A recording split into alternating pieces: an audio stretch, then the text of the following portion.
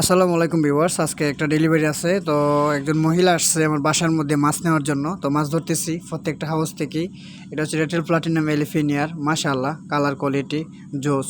তো প্রত্যেকটা মাছ হাউস থেকে বাছাই করে করে উঠাইতেছি। উনি পাশে দাঁড়ায় দাঁড়ায় বলতেছে যেভাবে কীভাবে উঠাইতেছি। তো প্রত্যেকটা মাছের মিল মাছগুলো নিবে, মানে পুরুষ মাছগুলো নিবে। তো সবগুলাই ধরতেছি, মাছ বাছাই চলতেছে। এইগুলো হচ্ছে কৈটক্সিডো 2 পিস নিবে, আরটিভি 2 পিস উঠাইছি। ফকবিট, হর্ন, টেনসা এবং মাছ সব কিছু রেডি আছে। এখন ফলি করা শুরু করে দেব। এগুলা মাছ 1 পিস কম হয়েছে, রেড শর্ট টেলের 1 পিস মাছ কম হয়েছে, বলতেছে আর 1 পিস লাগবে। তো আমরা আবার ধরতেছি আর 1 পিস মাছ। Red short tail 2 piece, black molly 2 piece, আর হচ্ছে গিয়া আরটিভি 2 পিস, কৈটক্সিডো 2 পিস, আর কোবরা গাপ্পি 4 পিস।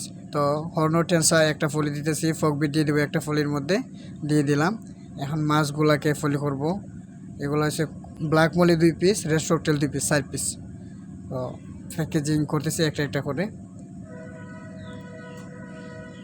এদিকে হচ্ছে আরটিভি 2 পিস, কৈটক্সিডো 2 পিস, 4 পিস মাছ। প্রত্যেকটা মাছ পুরুষ মাছ নিতেছে। পুরুষ মাছগুলো আসলে খুবই আকর্ষণীয়।